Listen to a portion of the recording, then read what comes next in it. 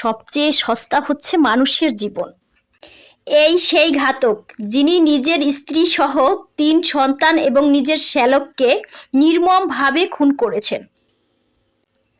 একে যদি আমি জানোয়ারের সাথে তুলনা করি তাও মনে হয় কম হয়ে যাবে। হায়নার চেয়েও বেশি ভয়ঙ্কর এই লোকটা।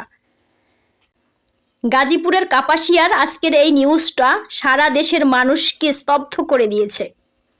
কি করে পারে একজন স্বামী নিজের স্ত্রী সহ তার ঔরসজাতক 3 সন্তানকে এবং বাসায় ডেকে এনে শ্যালককে নিজের হাতে খুন করতে? আসলে নেশা সব কিছু পারে, মাদক সব কিছু পারে। যারা মেয়ের গার্ডিয়ান আছেন তাদেরকে বলছি, গরিব ছেলের কাছে মেয়ে বিয়ে দিন, কিন্তু যারা নেশার সাথে জড়িত, যারা মাদকের সাথে জড়িত তাদের কাছে না। আপনি যদি একজন গরিব লোকের কাছে মেয়ে বিয়ে দিন, হয়তো ভাতের অভাব হতে পারে, কিন্তু শান্তির অভাব হবে না। আর আপনি যদি সেটা না করে কোনো জমিদারের নেশাগ্রস্ত ছেলের কাছে মেয়ে বিয়ে দেন, তাহলে আজকের এই দিনটির মতো আর একটা দিনও আপনার জীবনে আসতে পারে। তাই সাবধান হন। আসলে আমার মনে হয় আমাদের দেশে সবচেয়ে সস্তা, মানে একদম সবচেয়ে সস্তা কি জানেন?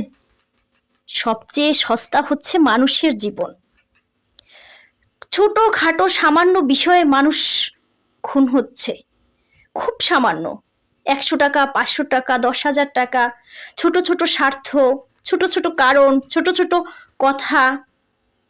জানি না দিন দিন মানুষের নৈতিক অধঃপতন কেন হচ্ছে এভাবে। সমাজ থেকে মাদক নেশা তাড়াতে হবে, যে করেই হোক।